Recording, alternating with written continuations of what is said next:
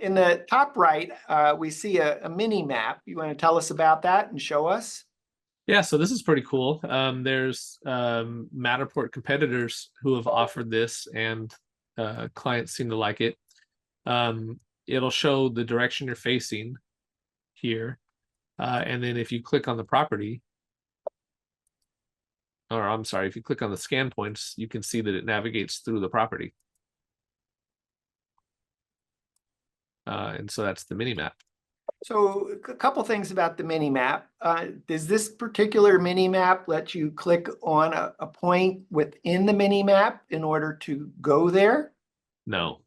So that would be an example. There are other third-party Matterport authorized third parties that offer mini map, and their mini map would actually show you all the scan points, and you could actually just click on a scan point and go to it. So I would describe this particular mini map is like version 1.0.